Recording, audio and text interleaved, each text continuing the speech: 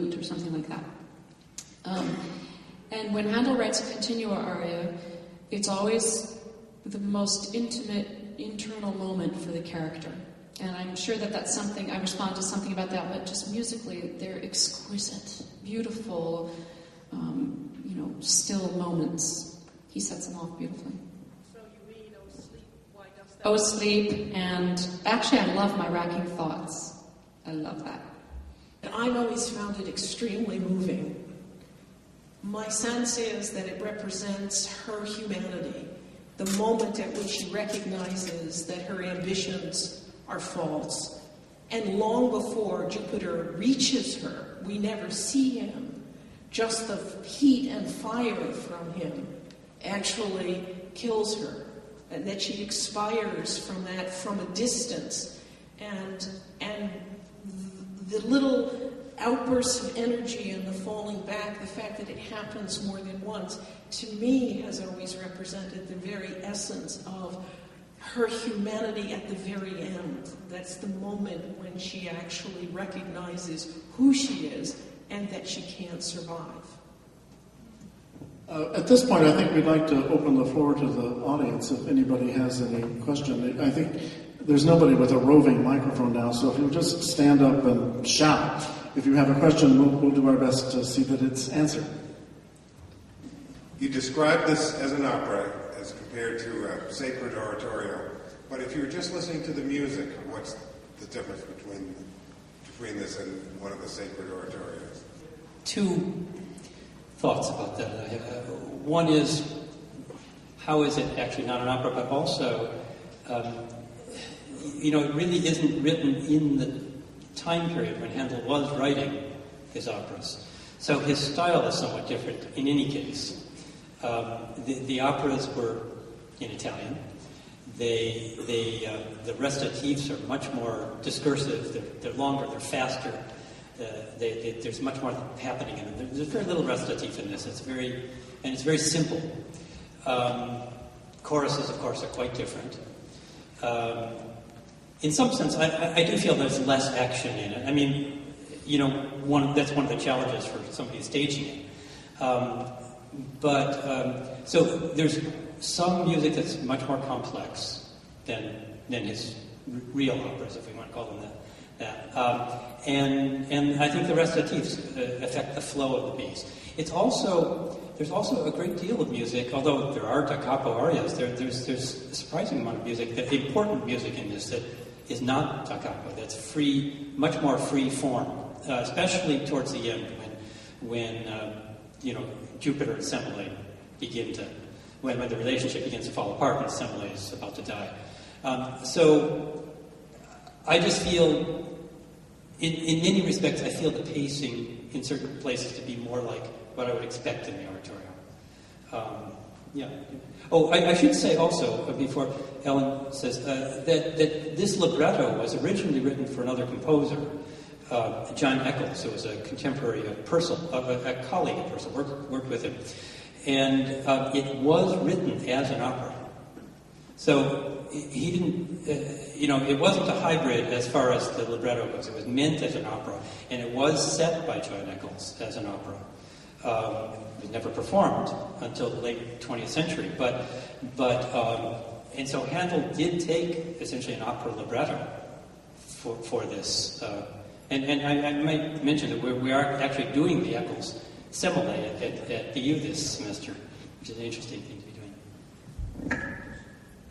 The adaptation of the 1707 opera libretto for Handel, one of the adaptations was the addition of a lot of the big choruses, which were not in the original Eccles. So there were those changes. And some other arias were changed. The end of Act 2 had to be changed because the original libretto doesn't give all of what happens in Act 2. It just says there's a scene here.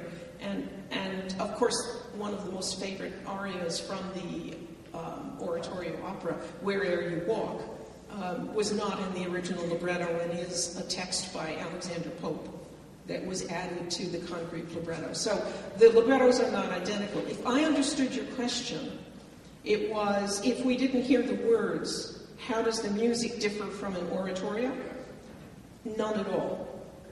If in fact you wrote a different text to this music, it could be a biblical oratorio. Are there any other questions? This has to do with the almost political struggle that Handel underwent, and in addition to what you'd mentioned about how his wanting to keep control of his career from the people of quality, I had also read that Riley Clapper Company, I think it was the Earl of Middlesex's, would have probably wanted an opera in Italian.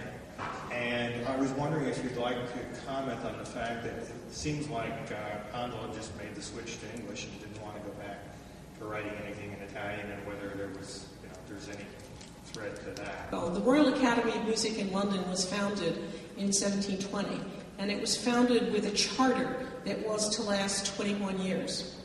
During those 21 years, there were 3 or 4 different opera companies that Handel ended up either working for or forming. The Royal Academy of Music ended in 1727. Then he set up another academy with a manager. Then he faced severe competition from another opera company and had to go off on his own to Covent Garden. And then there was just stopgap measures. One of the questions that is often asked is, why did he continue writing operas in Italian during this period where there was such a struggle? Because he began writing oratorios in English in the 1730s, but he continued writing operas. What I find interesting is that he wrote operas in Italian for exactly 21 years. And once he got to the 21-year point with Dea Domina in 1741, he stopped. And there was a sense of Handel always needing to fulfill his obligation. His first biographer talks about him needing to fulfill his quota with Cardinal Ottoboni. And my sense is that he felt he needed to fulfill his quota with the king and the aristocracy who had set up the opera in 1720. Beyond that, he was unwilling to do it. And so he struggled in order to continue writing operas in Italian for 21 years. And then he was well on his way to writing oratorio in English, and some of his most favorite oratorios were written in the 1730s, before Semele, like Israel in Egypt. Samson is before Semele. Samson was written in 1741. Solomon is before, is 1738, isn't it? So, it's not as if he wrote Italian operas up until 1741 and no English oratorios, and then after 1741 wrote only English oratorios, because his output is always mixed. But the giving up of Italian oratorio was, he was fed up with it. He was fed up with the singers, I think, the Italian singers. I think he was fed up with the castrati.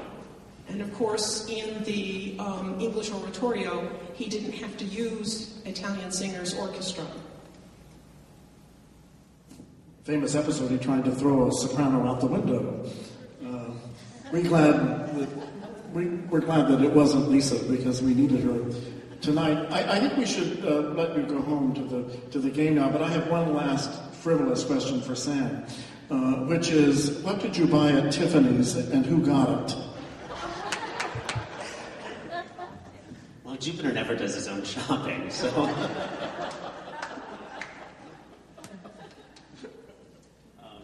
I don't know how to answer that question. Well, let's thank our diva, our stage director, our conductor, our scholar,